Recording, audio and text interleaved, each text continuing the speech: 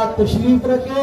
برادرم جناب حزب اللہ صاحب جنہوں نے اس پروگرام کا انعقاد کیا ہے، اللہ اس پروگرام کو ان کی والدہ کے لیے مغفرت اور نجات کا ذریعہ بنائے. دنیا بھر کے انسانوں کے لیے اللہ اس پروگرام کو ہدایت کا ذریعہ بنائے. اب انشاءاللہ ہمارے قائد، ہمارے استاد، ہمارے شیخ مرشد الموحدین، جہاں دیدہ شخصیت، عالمی اور بین الاقوامی شخصیت، جن کے درس قرآن کے اندر بیک وقت 50,000 طلباء بیٹھے ہوتے ہیں. دنیا میں اس سے بڑا قرآن مجید کا درس نہ چشم فلک نے نہ پہلے دیکھا ہوگا. خیر القرون کے بعد اگر کسی شخصیت کے درس قرآن میں اتنا بڑا اجتماع ہو تو وہ ہمارے شیخ حضرت مولانا محمد طیب طاہری صاحب کا درس قرآن ہے. انشاءاللہ حضرت شیخ صاحب اپنے قیمتی نصائح سے ہم سب کو مستفید فرمائیں گے. حضرت شیخ صاحب انشاءاللہ خطاب فرمائیں.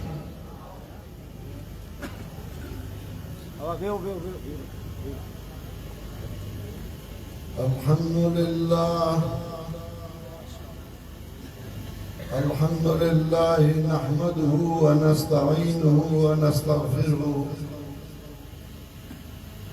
ونعوذ بالله من شرور أنفسنا ومن سيئات أعمالنا. من يهده الله فلا مضل له ومن يضلله فلا هادي له. ونشهد أن لا إله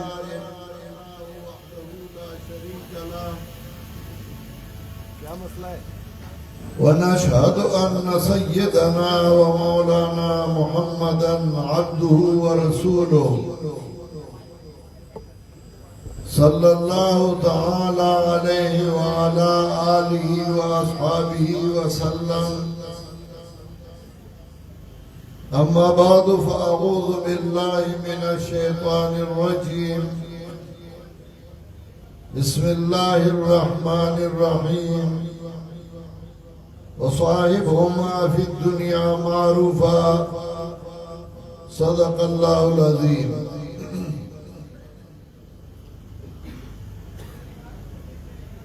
سب سے پہلے میں برادر محترم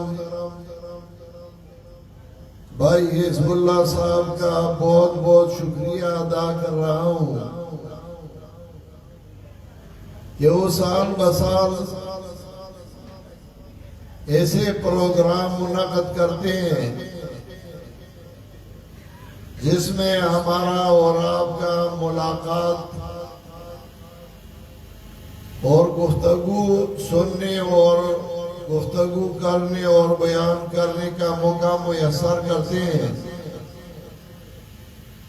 دربار خداوندی میں دعا گو ہوں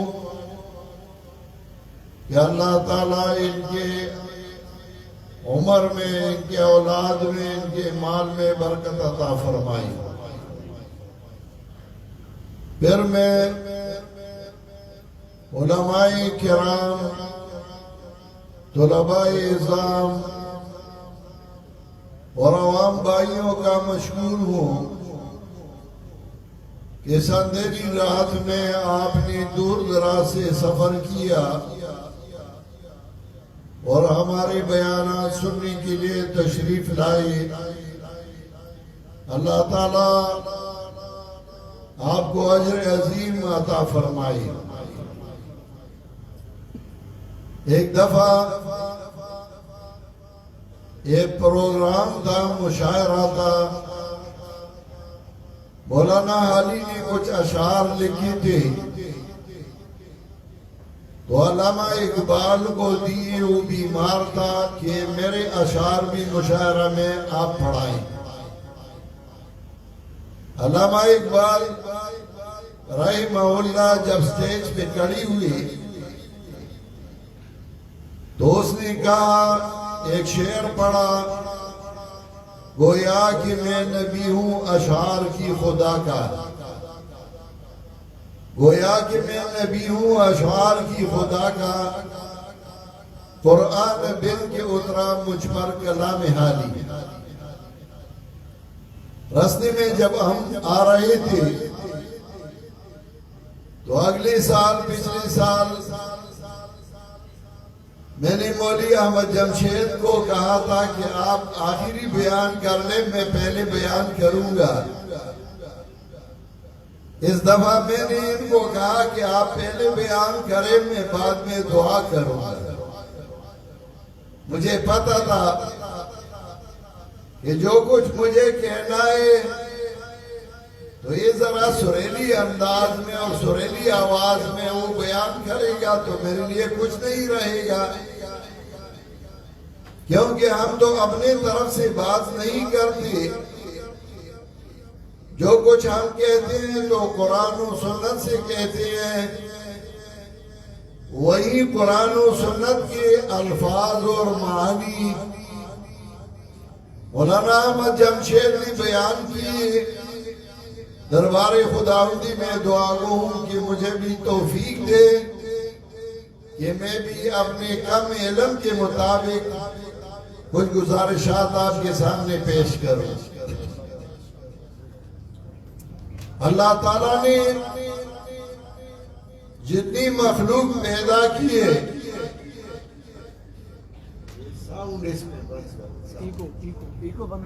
یہ ایکو جو ہے، اللہ تعالیٰ نے جتنی مخلوق پیدا کی وہ سارے مخلوقات کے والدین بھی ہیں اور سارے مخلوقات کے اولاد بھی ہیں۔ خواہ پرندے ہو، خواہ بھیڑ بکریاں ہو، خواہ بھینس گائے ہو، حیوانات جتنی بھی ہیں، پرندے چرندے جتنی بھی ہیں، ان کے والدین بھی ہیں اور ان کی اولاد بھی ہے۔ اور وہی محبت جو والدین کے اپنے اولاد کے ساتھ ہو تو اولاد کی محبت اپنے والدین کے ساتھ بھی ہوتی ہے۔ آپ دیکھیں، جب بھی کسی گائے یا بیل یا بھینس یا بھیڑ بکری کی اولاد کو، بچے کو آپ اٹھا لیں تو آپ کی پیچھے پیچھے چلتے رہے گی، کیونکہ گائے اور بیل اور بھینس وغیرہ کی محبت اپنے اولاد کے ساتھ اس حد تک ہے کہ آپ اس کے بچے کو اگر گود میں اٹھا لیں اور آپ آگے جائیں تو وہی گائے وہی بھینس آپ کی پیچھے پیچھے آتی رہے گی۔ اگر آپ کسی مرغی کے بچے کو اٹھانا چاہیے تو مرغی اپنے طاقت کے مطابق آپ پر حملہ کرے گی، اور اگر آپ کسی بچے کو اپنے ماں سے اٹھا لے اور اس کو چھوڑ دے تو بچہ ماں کی طرف دوڑ کے آئے گا۔ یہ تعلق صرف انسانوں کا نہیں، یہ تعلق حیوانات کا بھی ہے، یہ پرندوں کا بھی ہے، لیکن ایک فرق ہے، پرندوں کا حیوانات کا تعلق، بچوں کا تعلق اپنے والدین کے ساتھ اس وقت تک ہے جب بچے اپنے والدین کے محتاج ہوں۔ آپ دیکھیں، شاہین شکار لا کے اپنے اولاد کو دیتا ہے، حالانکہ شاہین گوشت کھانے کا بڑا شوقین ہے، پھر بھی وہ گوشت اٹھا اٹھا کے اپنے اولاد کو دیتے ہیں، اپنے بچوں کو دیتا ہے۔ مرغی بھی کہیں نہ کہیں سے دانا کو اٹھا کر، کسی چیز کو اٹھا کر اپنے اولاد کے لیے، اپنے بچوں کے لیے لاتی ہے۔ گھونسلے میں اولاد منہ کھول کے اپنے ماں کی طرف دیکھتی ہے اور ماں ان کو جو چیز لاتا ہے تو وہ دیتا ہے، لیکن جب ایک موقع پہ یہ بچے بڑے ہو جاتے ہیں مرغی کے بچے، پرندے کے بچے، حیوانات کے بچے جب چھوٹے بڑے ہو جاتے ہیں تو پھر وہ اپنے ماں باپ کا نہیں پوچھتے. پرندوں کے بچے جب پر نکلتے ہیں اور اڑتے ہیں اس کے بعد وہی گھونسلے میں نہیں آتے، نہ اپنے ماں کے پاس اور نہ اپنے باپ کے پاس. حیوانات کے بچے جب وہ گھاس کھانے کی گھاس کھا سکتے ہیں اور جب وہ تھوڑے سے بڑے ہو جاتے ہیں، ان کو دودھ کی ضرورت نہیں ہوتی، گھاس کھانے کے قابل بن جاتے ہیں، تو پھر اپنے ماں باپ کا نہیں پوچھتے، جس طرف جائے اس طرف جاتے ہیں. صرف اور صرف انسان ہیں جو اشرف المخلوقات ہیں. یہ جتنے بھی بڑے ہو جاتے ہیں تو اپنے ماں باپ کے قریب ہو جاتے ہیں. بچپن میں ان کا یہ پرواہ نہیں ہوتا، کوئی بھی گود میں اٹھا لے تو ان کے بن جاتے ہیں. لیکن جب بڑے ہو جاتے ہیں تو اپنے ماں باپ کی طرف زیادہ راغب ہو جاتے ہیں اور زیادہ محبت کرتے ہیں. اسی وجہ سے کہ وہ اپنے ماں باپ کے قدموں میں جنت دیکھتے ہیں.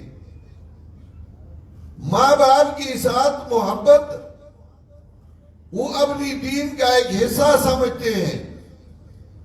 اسی وجہ سے انسانوں میں بھی مسلمان بھی ہے اور انسانوں میں کافر بھی ہے، لیکن وہ لوگ جن کا تعلق قرآن و سنت کے ساتھ نہ ہو، ان کو دیکھیں، ان کا وہی محبت اپنے والدین کے ساتھ نہیں جو تعلق مسلمانوں کا اپنے والدین کے ساتھ ہے. ان کا تعلق صرف اتنا ہے کہ سال میں ایک دن اور پیرنٹس ڈے مناتے ہیں، یوم والدین مناتے ہیں، اور جب ان کے والدین بوڑھے ہو جاتے ہیں تو اولڈ سینٹر میں ان کو داخل کراتے ہیں اور سال میں ایک دفعہ ان کے پاس گلدستہ لے جاتے ہیں. ہم والدین کے احترام کرتے ہیں. صرف اور صرف مسلمان ہیں جو اپنے والدین کے احترام عمر بھر کرتے ہیں اور جتنی بھی بڑے ہو جاتے ہیں تو اپنے والدین کے زیادہ قریب ہو جاتے ہیں. یہ کیوں؟ اس کی اصل وجہ اور بنیادی وجہ یہ کہ ان کی والدہ کی پیٹ یہ اللہ تعالیٰ نے ایسا فیکٹری اور ایسا کارخانہ بنایا ہے کہ وہ حرام کو حلال بناتی ہے اور حلال کو حرام بناتی ہے. وہی والدہ ہے جو کھانا کھاتی ہے، لیکن جب وہ کھانا نکلتا ہے تو وہ حرام بن جاتا ہے، پلید بن جاتا ہے، بول براس بن جاتا ہے. یعنی اسی پیٹ میں جب حرام نطفہ جو پلید ہے، نماز اس کے ساتھ نہیں ہو سکتا جب کپڑوں میں لگ جاتا ہے، لیکن جب ماں کی پیٹ میں وہ جاتی ہے تو اسے بڑے بڑے علماء، بڑے بڑے اولیاء، بڑے بڑے صلحاء، بڑے بڑے انبیاء میں پیدا ہو جاتے ہیں. وہ حرام نطفہ، وہ پلید نطفہ ماں کے پیٹ میں حلال بن جاتا ہے اور اسے جو انسان نکلتا ہے وہ مخلوق کے لیے اور انسانوں کے لیے رہنما بن جاتے ہیں. یہی والدین ہے جس کے بارے میں جناب رسول اللہ صلی اللہ علیہ وسلم ایک دفعہ مدینہ منورہ سے مکہ مکرمہ تشریف لے جاتی تھی، صحابہ کرام ساتھ تھی. مدینہ اور مکہ کے درمیان ایک جگہ ہے جو جناب رسول اللہ صلی اللہ علیہ وسلم کے ماموں کا علاقہ تھا. تو رسول اللہ صلی اللہ علیہ وسلم نے ادھر صحابہ کرام کو فرمایا آپ تھوڑا انتظار کریں، میں آتا ہوں. اور رسول اللہ صلی اللہ علیہ وسلم اس گاؤں کی طرف نکل پڑے جہاں ان کی والدہ کی قبر تھی اور فوت ہو گئی تھی۔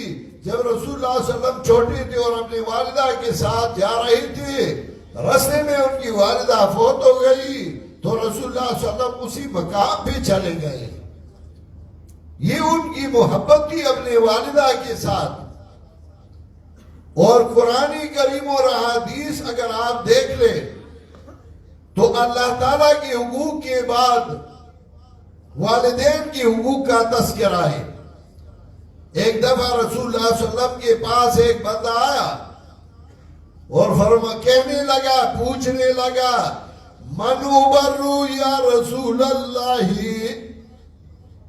اے اللہ کے رسول میں کس کے ساتھ احسان کروں؟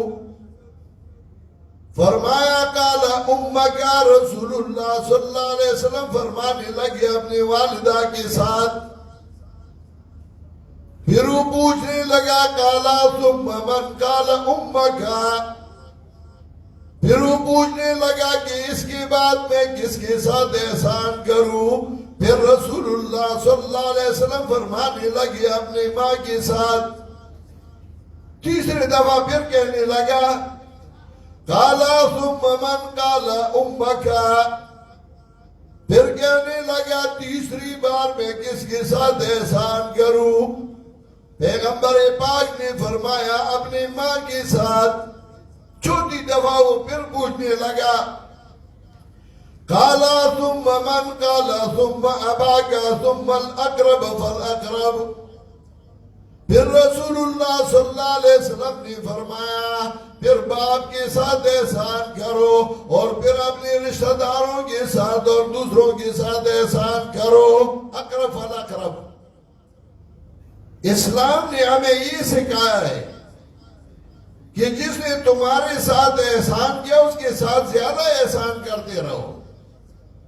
والدانی 3 موقعوں پہ اکیلے تمہاری تکلیف اور تمہارا مصیبت سہ لیا۔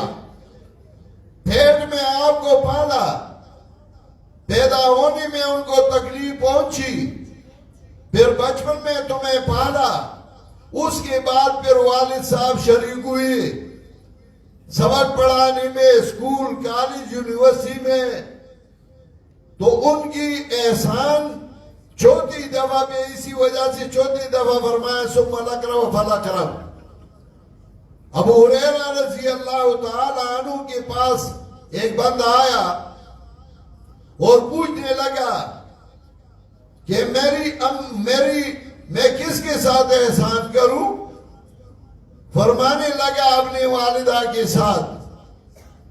اور ابو ہریرہ رضی اللہ تعالیٰ عنہ کے پاس ایک بندہ آیا، اسی پوچھنے لگا کہ میری مائیں اور مجھے حکم کے کر دیے ان امی تامرنی بطلاقها، مجھے میری ماں حکم کر دیے کہ میں اپنی بیوی کو طلاق دوں۔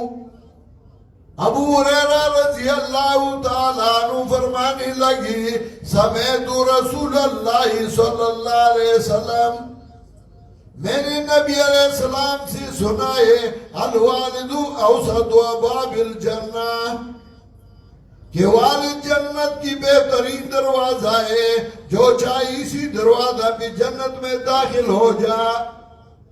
والد کے ساتھ احسان کرو۔ جب والدہ کا حق والد سے 3 گنا زیادہ ہے، یہ نہیں کہا کہ طلاق دو یا نہ دو، صرف وہ حق بیان کیا ابو ہریرہ رضی اللہ تعالیٰ عنہ نے۔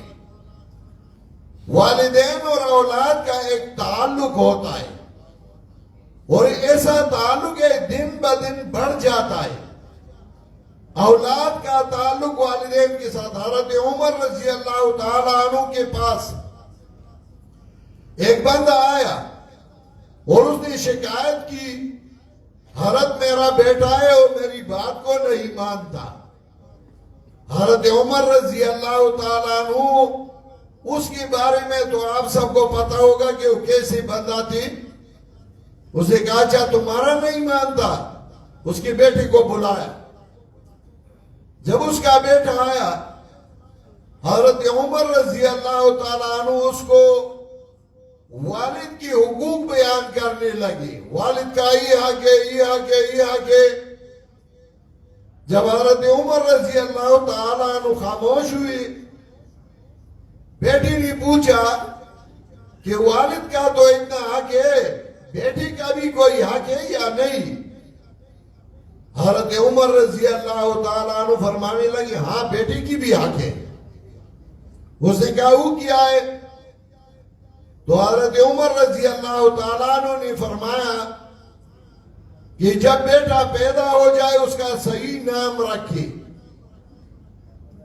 صحیح نام رکھنا اولاد کا یہ والدین کی ذمہ داری ہے. لوگ یہ نہیں پوچھتے، بس ایک نام رکھتے ہیں. ہمارے گاؤں میں ایک بندہ تھا، اس کا نام تھا عصیم خان. ایک دفعہ میرے والد نے اس کو کہا کہ وہ گنہگار خان ادھر آؤ. ایک تھا اس کا نام تھا کفور خان. تو اس کو میرے والد نے ایک دفعہ کہا کہ وہ کافر ادھر آؤ. وہ کہنے لگا مولانا صاحب مجھے کافر کہتے ہو، مجھے گنہگار کہتے ہو. دوسرے نے کہا، میرے والد نے کہا لوگ تمہیں عربی میں کہتے ہیں، میں نے پشتو میں کہا. پشتو میں کہا وہ کافر ادھر تراشا، گنہگار ادھر تراشا. تو اس نے میرے والد نے فرمایا لوگ تمہیں عربی میں کہتا ہے کہ وہ کافر ادھر آؤ، میں نے پشتو میں کہا. اس نے کہا میرے نام کا یہ معنی ہے؟ میرے والد نے کہا ہاں یہ معنی ہے تمہارے نام کا. اس نے کہا میرا نام تبدیل کر دو. نبی علیہ السلام کے پاس جب بھی کوئی بندہ آتا تھا، اسلام لاتا تھا، تو ان سے نام کا پوچھتی تھی کہ تمہارا کیا نام ہے. ایک دفعہ ایک بندہ آیا اور جس کا نام صحیح نہ تھا، نبی علیہ السلام اس کا صحیح نام رکھتے تھے. تو ایک بندہ آیا، اس کا نام تھا حزن. حزن مانا غم. نبی علیہ السلام اس کا نام تبدیل کرنا چاہتی تھی. اس نے کہا یہ میرا نام میرے والد نے رکھا ہے، میں اس کو تبدیل نہیں کر سکتا. تو وہ فرماتے فما زالت الحزون فینا، میں نے تو نام تبدیل نہ کیا لیکن ساری عمر ہمارے گھر میں غم اور غم تھے. نام کا بھی تھوڑا بہت اثر ہوتا ہے. حزب اللہ ہے تو حزب اللہ اللہ کا جماعت، اور اللہ کی جماعت ہوگی تو جماعت کو جمع کرنے والا ہے. ایک حدیث میں آتا ہے کن عالمن او متعلمن او خادمہ. عالم اور متعلم نہیں لیکن خادم تو ہے علماء کا. تو عرض ہی کر رہا تھا، حضرت عمر نے اس کو کہا کہ پہلا آگے کہ صحیح نام رکھے اپنے اولاد کا. آج کل تو جب نام رکھتے ہیں تو نام ان لوگوں کا رکھتے ہیں جو ڈراموں میں کام کرتے ہیں اور یا کسی فلموں میں کام کرتے ہیں، ان کے نام رکھتے ہیں. یہ نہیں پوچھتی کہ اس کا معنی کیا. دوسرا آگے کہ اپنی اولاد کو صحیح تعلیم دے. اور تیسرا آگے کہ جب وہ بالغ ہو جائے تو اس کی شادی کرا لے. تو بیٹے نے حضرت عمر کو کہا کہ میرے والد نے تو ان تینوں میں ایک کام بھی نہیں کیا ہے. نہ میرا نام صحیح رکھا ہے، نہ مجھے تعلیم دی ہے، اور نہ میرا شادی کرانا چاہتا ہے. تو حضرت عمر رضی اللہ تعالیٰ عنہ نے اس کے والد کی طرف دیکھا کہ تم نے پہلے اس کے ساتھ زیادتی کی ہے، یہ اب کر رہا ہے. اصل بات یہ ہے کہ والدین میں بھی کچھ نہ کچھ ہے، دال میں کچھ کالا کالا ہے. اگر والدین اپنے اولاد کو صحیح تعلیم دیتی تھی، قرآن و سنت کی تعلیم دیتی تھی، کبھی بھی اولاد نافرمان نہیں ہو سکتی. میرا بیٹا تھا 19 سال کی عمر میں ایکسیڈنٹ ہوا، اکلوتا بیٹا تھا، شہید ہوا. 6 بیٹیاں تھی اور ایسا بیٹا تھا کہ 12 سال کی عمر میں اس نے 2000 فٹ اوپر سے پہاڑی سے گلائڈر پہ چھلانگ لگایا تھا، اتنا دلیر اور اتنا تکڑا تھا، اور وہ اسلامک یونیورسٹی میں بھی پڑھتا تھا اور تیسرے درجے میں کتابیں بھی پڑھتا تھا، اور قابل اور ذہین اتنا تھا کہ جب پہلے درجے میں اس نے اسباق شروع کیے، استاد نے کہا کہ حرف نمستد واقع ہوتا ہے، نمستد الیہ واقع ہوتا ہے سبق میں۔ ایک دن وہ میرے ساتھ اسلام آباد گیا، ہم گاڑی میں بیٹھی تھی، وہ پیچھے میں آگے بیٹھا تھا، اسی میں خسرا آیا، سوال کر رہا تھا، تو میں نے اس کو کہا کہ معاف کر دو۔ بیٹی نے پیچھے سے کہا بابا یہ غریب تو مزدوری بھی نہیں کر سکتا، کچھ دے دو اس کو۔ میں نے امتحاناً اس کو کہا کہ تمہاری جیب میں پیسے تم دو، مجھے کہتے ہو تو تم دے دو۔ اس نے جیب سے نوٹ نکالا، اس کو دے دیا۔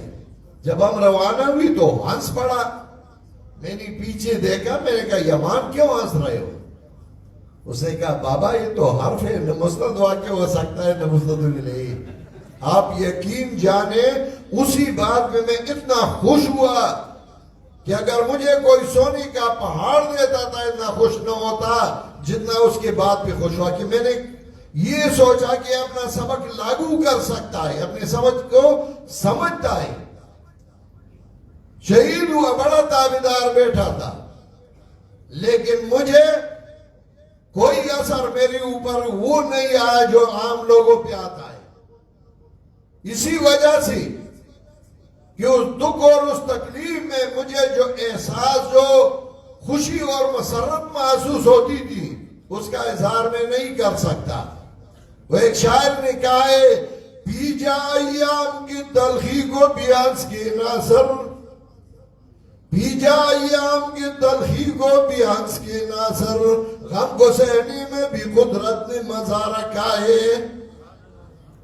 مولانا طارق جمیل صاحب، اللہ ان کو صبر جمیل عطا فرمائے، ان کا بیٹا فوت ہوا، رو رہا تھا اور بڑا افسردہ تھا، اور مجھے پتا ہے اس غم کا، جب بیٹا فوت ہو جائے انسان کا کیا حال ہوتا ہے۔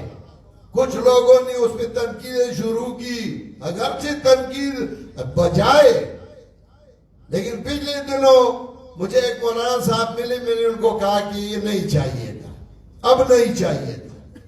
اسے کہا کیوں؟ میں نے کہا تمہیں اس غم کا پتہ نہیں ہے، اولاد کا غم، اولاد کی مصیبت اس کو پتہ لگتا ہے جس پہ آیا ہو۔ اولاد، بچوں کا اور والدین کا تعلق یہ بہت زیادہ قریب ہے، لیکن دوسری طرف آپ دیکھیں کہ مخلوق اور خالق کا تعلق وہ اسی بھی زیادہ قوی اور مضبوط ہے۔ آپ دیکھیں بڑے بڑے لوگ جب ان کو اولاد کی مصیبت آئی تو ان کے ہوش و خواص اڑ گئے۔ نبی علیہ السلام کا ایک صحابی تھا حضرت زید، وہ اللہ کے ساتھ جا رہا تھا، رستے میں لوگوں نے اس کو پکڑا، غلام بنایا اور ایک دوسرے پہ بیچتی رہی، حتیٰ کہ حضرت خدیجہ رضی اللہ تعالیٰ عنہ نے لے لیا اور اس نے نبی علیہ السلام کو دے دیا۔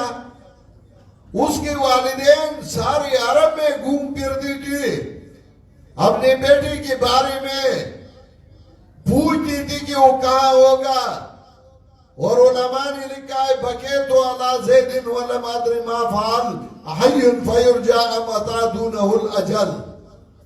اس کا باپ اشعار پڑھتا تھا، میں زید کے پیچھے روتا ہوں کہ وہ زندہ ہوگا یا اس کو وہ مر چکا ہوگا۔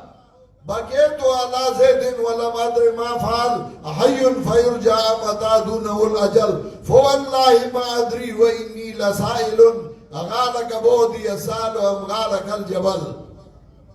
میں تو ہمیشہ آپ کے بارے میں پوچھتا رہوں گا، تم ہوار میدان میں ہو یا کسی پہاڑی میں ہو، فَإِنْ حَبَّتِ الْأَرْيَاءُ حَيَّجْنَ ذِكْرَهُ فَيَعْتُولُ مَا حُزْنِي عَلَيْهِ وَيَا وَجَلْ۔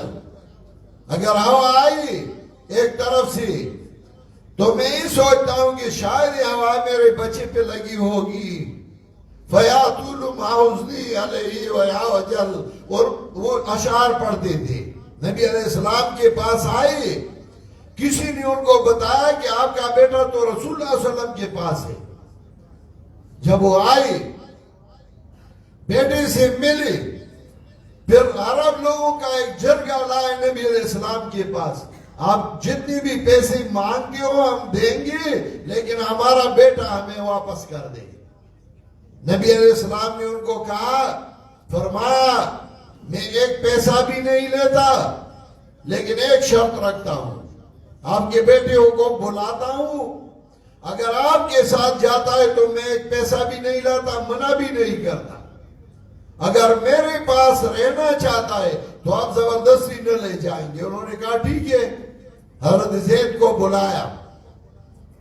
نبی علیہ السلام نے اس کو کہا کہ زید یہ جانتے ہو؟ اس نے کہا یہ میرے والد ہیں, میں نے آپ کو آزاد کر دیا, ان کے ساتھ جاتے ہو, میں ایک پیسہ بھی نہیں لیتا, آج سے تمہیں اجازت ہے, اور اگر نہیں جاتے تو یہ آپ کو زبردستی نہیں لے جائے گا. حضرت زید نے ایک چھوٹا سا تنکا اٹھایا اور فرمایا, حضرت میں اس تنکے کے مطابق, اس تنکے کے مناسب چھوٹا سا فراق آپ کا برداشت نہیں کر سکتا, میں ان کے ساتھ نہیں جاتا اور میں آپ کے ساتھ رہوں گا. یہ دینی تعلق تھا. دینی تعلق اور دنیاوی تعلق کا جب مقابلہ آ جائے تو پھر دینی تعلق اس پہ غالب ہے.